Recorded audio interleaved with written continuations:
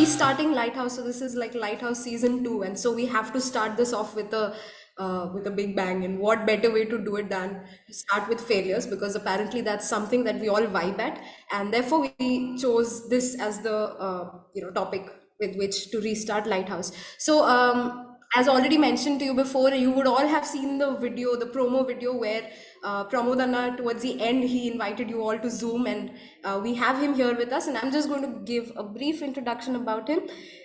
He was the vice president of HSBC Hyderabad, and he has played key roles in leadership development at TCS, Wells Fargo, and Thales. He's a certified trainer in 6 Thinking Hats, 360-degree leadership, and cross-cultural navigator.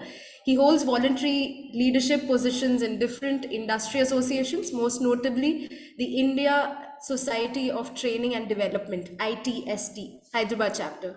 Pramod Anna participates at a leadership level in advisory capacity in various organizations. So that's the formal introduction. That's the official introduction. Also, Pramod Anna, apart from all of this, he provides fun career advice to young people and to the old people, but young at heart. And also, he actively mentors and guides the youngsters of our country.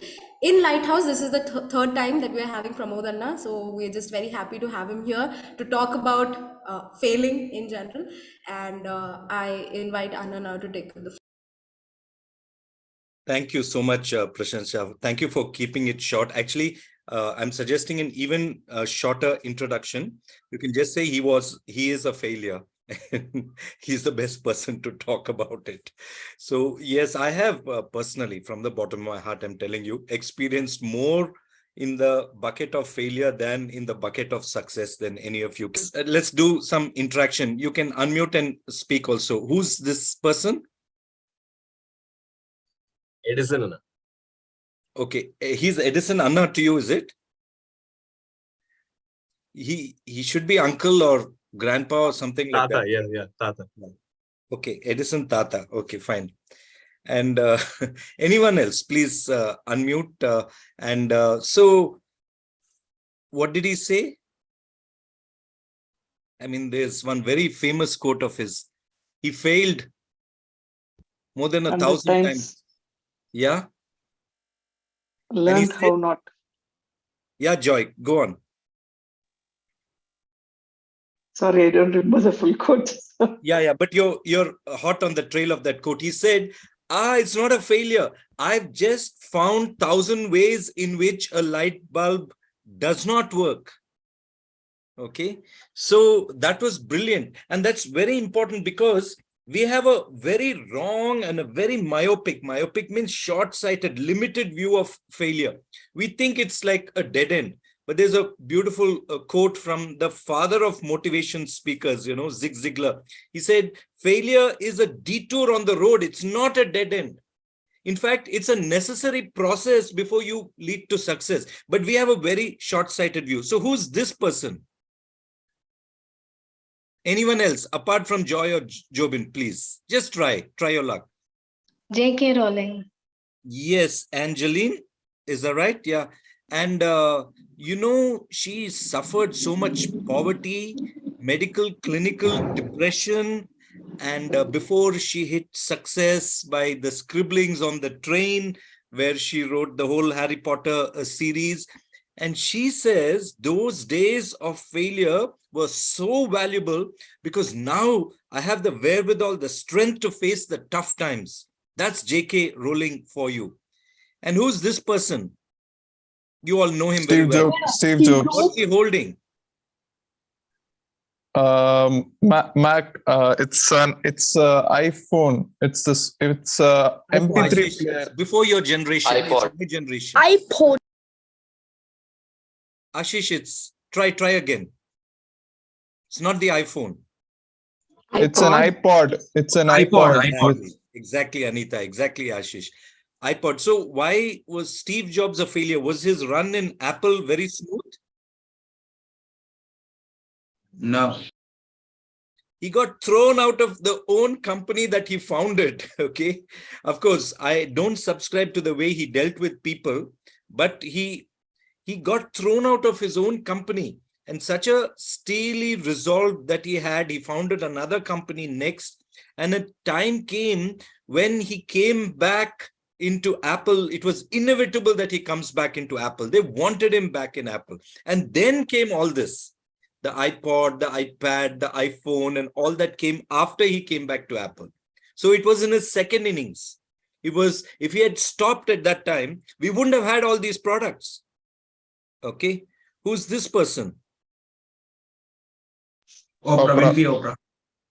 So many times she failed. And one thing she realized, and she's really good as far as being kind to people. That was her winning formula, being empathetic to people. When she interviewed people, she understood them at a level in which they felt really understood. They gave her interviews. They opened up on her interviews. She was generous. She was kind. She was empathetic. All this she learned from her failure days, when people didn't understand her, when they rejected her, when they threw her out of systems, when they threw her out of positions and anchor positions that she had. She learned all this. Who's he?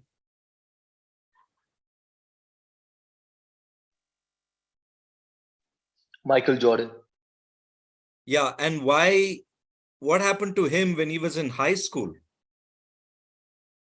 They kicked him out of the Are team. you a basketballer? Yeah, kind of. Okay. You were just saying it. Sorry, I interrupted.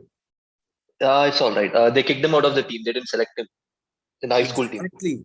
He was so depressed. I mean, he was so down and out when he was thrown out of his basketballer, the best player of all time, the GOAT of basketball, right? And he was kicked out of his own high school team. That's the stage in which people are so vulnerable. Younger you are, you don't have the mechanisms to cope with failure. But he did. He bounced back. And then there was success, from success to success to success. He moved on. Thank you, guys. You're great in all this. Who's this guy? Jobin. Okay. Why this picture? I failed terribly. Thank you, Anna. This was when he was saying, you're going to, about 17 times, I think he said, you're going to hear an audio. You're going to hear an audio. Can you hear an audio? We can hear you. No, not me. Can you hear another audio? But then he stuck to it. He came back and he did it. And this is when he was pondering, when he was coping with failure. See those brilliant thoughts that you can't see it, of course, but those furrows on his forehead and that thoughtful attitude, that steely determination in his eyes. He didn't give up. Okay. He said, it's not working. Should I just run away from here? I'm in Tambram. Shall I just walk out of this room and take an auto and go away? He didn't do that. Okay. Or should I just stop and do some other activity? Or shall I just give up the activity? I'm just, in a way, having some fun. But then little, big or small, little or great, we face failures. And how we deal with it actually determines how we live. It's very, very important. And I know you're talking about it in the context of New Year resolutions, but I want to, at least for the latter half of this talk, go into what kind of resolutions we should make. Because I feel, I mean, the shallower our thoughts are and our resolutions are, and even more shallower will be our response to them. But now I just want to give 7 tips as to how how can you cope with failure? I'm assuming, please pardon the assumption, I'm assuming that everyone here is in some case or the other, you're here because you faced some kind of failure, and I'm operating from that starting point. Okay. So here are 7 tips on how, or steps rather, upward steps on how you can face it. The first thing is, you should reflect. You should take some time to see what went wrong. Why did it go wrong? Don't just immediately jump into an emotion. Try to look at it as objectively as possible. And then there's something that we do in corporates. It's called RCA. It's called the root cause analysis.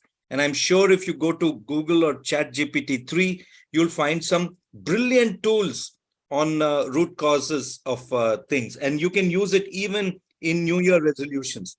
But find out the root cause. That's where your intellectual thought will help in your reflection.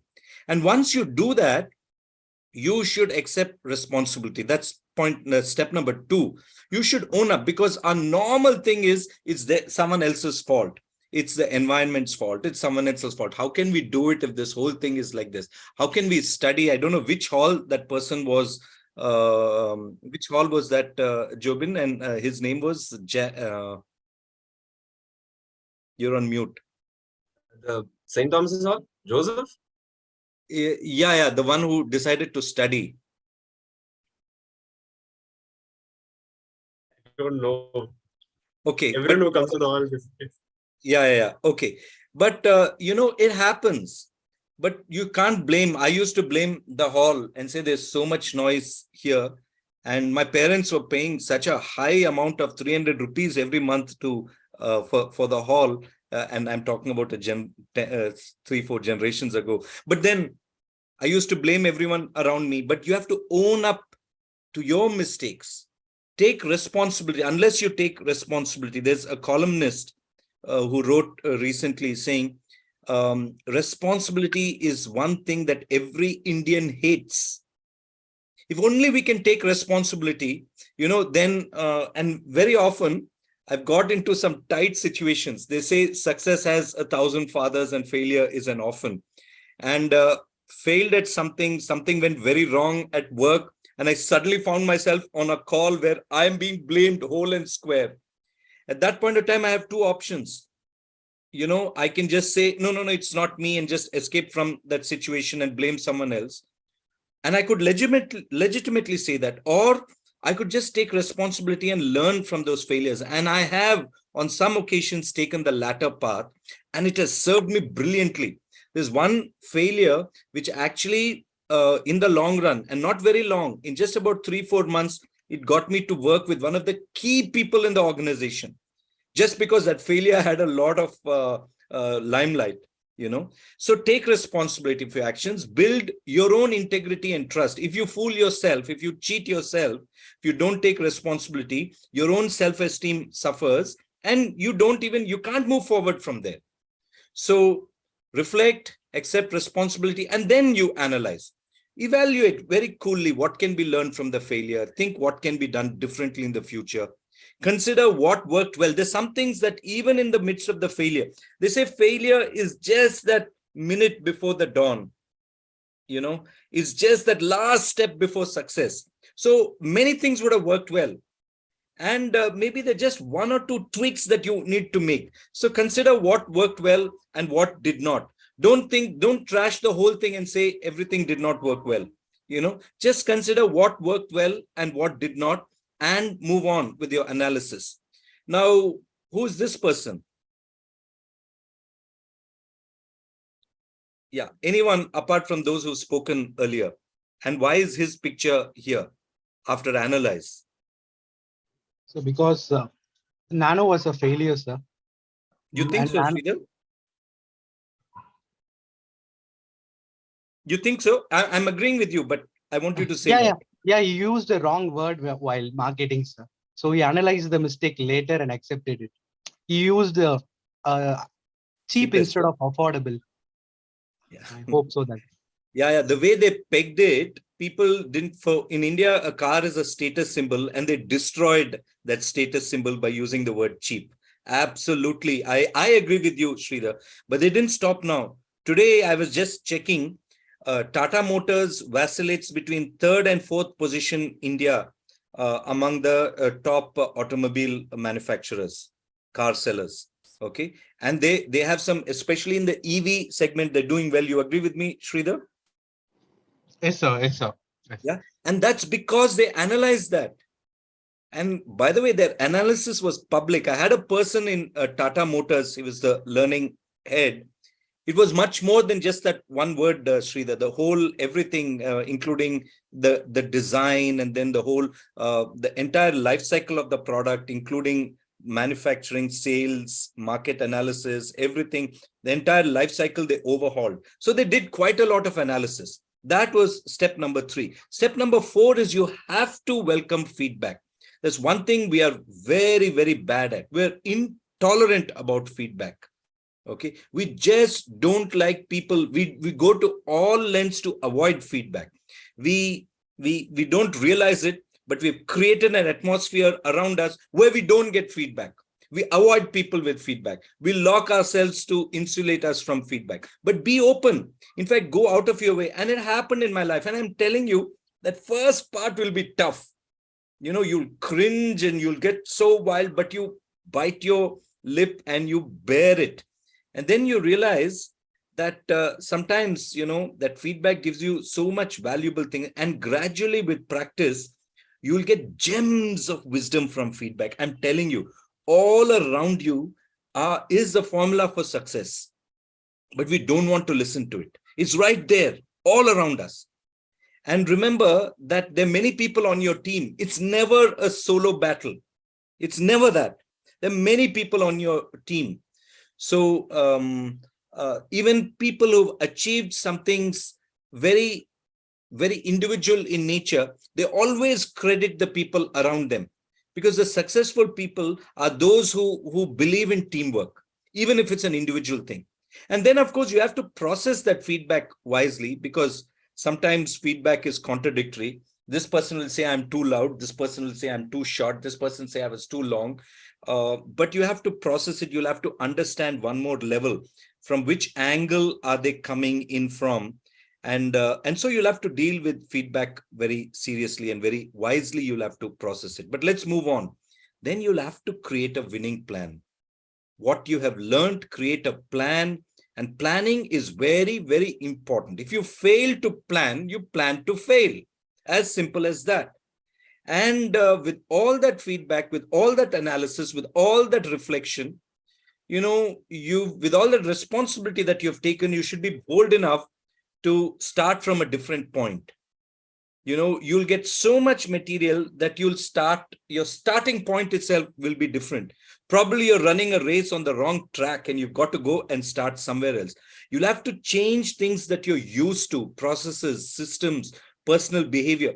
For instance, a simple thing like waking up early. And I was saying some of the top things today, of course, waking up early was the top thing. Nothing was there. Waking up without alarm. And Jobin said he knows who that is. Let's hope to know who that is too. Quitting addictions. Saying no to sugar. Keeping resolutions itself. And, you know, take waking up early. Maybe you've got the whole thing wrong. Maybe you'll have to look at about sleeping early, or maybe you'll have to look about eliminating the stress in your life. Maybe you'll have to look at your diet. Maybe your entire starting point has to be different. That you'll get by analysis, by feedback, you know, and that's how you'll make a plan. Your plan is not so shallow. We have to go deeper than that. I want to go a little deeper soon after I complete these 7 steps. Okay. And then you should have a very positive execution. You know, one of the top management gurus in the world, Ram Charan, is not an actor. There's also a management consultant who's written a lot of books on leadership. He's written a book called Execution. And there's so much. The way we execute is very important. We have to follow the SMART principles: specific, measurable, attainable, result-oriented, time-bound. We'll have to implement the changes outlined in the plan. You have to you have to keep changing your outlook. Remind yourself periodically, monitor the progress, regularly review and assess, and ensure that those changes are effective. So the positive execution is very, very important. And then you press forward. Don't keep dwelling on your failure. Just move on. Just move on, you know, and you have to, there's no time to even stand still, because my son taught me a lesson. We were running races once when we were traveling, and then there was this huge long wait in an airport where we were stranded. And there I was playing a few races with him. And then we did something dangerous. Don't try it at home. Or don't try it, you can't try it at home. Don't try it on any escalator. Definitely not to be tried. But he said, I'll go up on a downward moving escalator. You go up on the upward moving escalator, and we'll see who reaches the top faster. And he beat me. Okay. And I asked him, his adolescent wisdom. He mustered all his adolescent wisdom, and he said, the secret in to move faster on a downward moving escalator is you can't stop for a second, because there's no stopping. You're not standing still, you're moving down. So you can't afford to stop as far as your life is concerned, because everything is moving so fast. Before you realize it, you've gone several notches down when you thought you've only stopped to take a breather. So you have to press forward. Don't dwell on the failure. It's a waste of time. Periodically review, refocus, celebrate even those small wins, and keep on building your confidence. So that's what I just wanted to share. But I want to talk something a little deeper. If I've stopped sharing, so you can pin me and put me on the screen. There's a verse which had a profound influence on me, a verse from the Bible. It's the key verse for a youth Christian organization. It's a verse taken from the book of Luke, 2nd chapter, 52nd verse. It says, and Jesus grew up in wisdom and stature and in favor with God and man. It describes Jesus's life between 12 and 30, which I believe most of you are probably from that age group. There are 4 aspects to your life. And the reason I'm saying this is a great model to make very meaningful New Year resolutions. New Year resolutions can be made at any time of the year. Every day is a new thing. You can start afresh. The milestones are just meant for us to progress. But you can create a milestone right here and now. And there are 4 areas of your life. Jesus grew up in wisdom and in stature and in favor with God and man. So the intellectual part is very important. So I hope you have some good resolutions on your reading and the kind of journals that you read. I have created this little model about how you'll increase your knowledge. It's called Lake. I don't want to talk about it in detail, but it's a leader at the edge of knowledge, or leader at knowledge edge. That is Lake. You have to define your lake of knowledge, how deep it is, at what point, and how broad it is. And you have to continuously expand the lake. You have to find out what is the latest that is going on. I'm doing a lot of studies nowadays on AI and ML, and looking at the latest low-code, no-code platforms, and reading a lot on this, things that I had this phobia against technical things. I'm doing it for the last 3 years, and it's fun. You've got to intellectually expand yourself. That's very important. I hope you have some goals about your intellectual advancement. Number 2 is, of course, the physical aspect. Waking up early, fitness, good health food, all those things are very important. So intellectual, physical, and then there is all your social things. I want to tell you, especially those of you who have people whom you're not talking to, or you've just dismissed from your life. Relationships and network are very important. Very humbly, I want to tell you, some of the relationships I built up in school days are really, school and college, are to great benefit now. Most of them have very kind of pleasant memories of our friendship in our childhood and in our youth. And I have good access to some CEOs and people of high levels in various fields, just because of the network that I've built. And that has to be done with a lot of humility and so build your network, build your relationships, let your LinkedIn profile be fantastic. Okay. And if people see your LinkedIn profile, your social media profile itself, be active. Of course, discipline your social media time, but make sure that you build relationships and learn from those relationships. So there's the intellectual aspect, there's the physical aspect, there's the social aspect.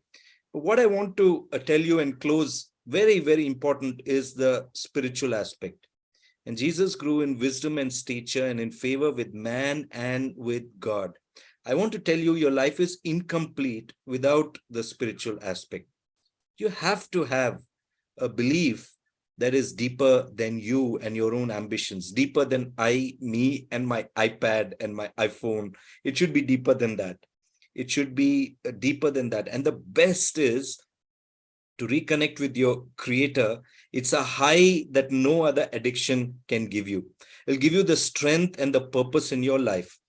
And I want to quickly just talk about two great role models in the Bible who faced so much failure.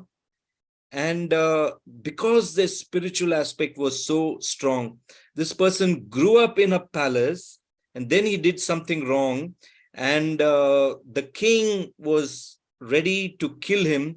And so he trudged across the desert. And for 40 years, Moses was dealing with that failure, but he came out so strong, and he was one of the greatest leaders ever, because more than 1.5 million people he led across the desert for 40 years, an entire nation. I don't see that kind of a leadership model anywhere.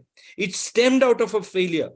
And this is what he said in Deuteronomy 31:6. He said, "Be strong and courageous. Do not be afraid or terrified." He failed even there, actually. He could not go into the promised land.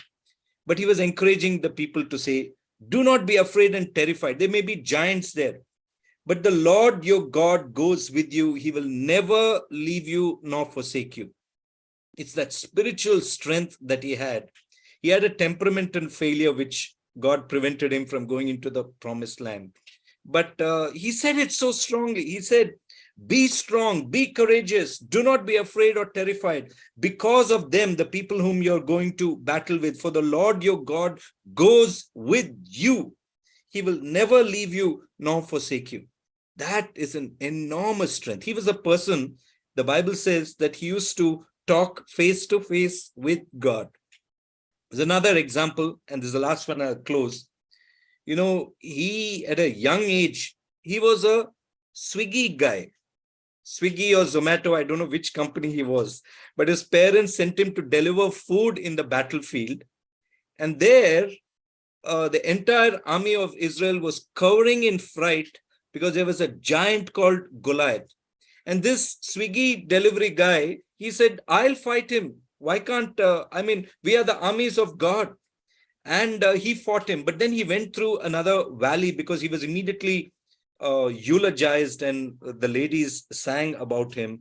And then he went through a deeply disturbing time where he himself said, I'm hunted like a dog, like a flea. I'm a fugitive, and I kind of have no hope. But this same David said in Psalm 3 verse 3, I will rise again. I will stand up. For the Lord will help me. Both Moses and David, they got their spiritual side very strong. And that's the few thoughts that I want to leave you with. But just remember what Zig Ziglar said. Failure is a necessary part of the process of life. It's a detour. It's not a dead end. And I'm sure if you have that right attitude with failure, you follow these 7 steps, you guys are going to be enormously successful. God bless you.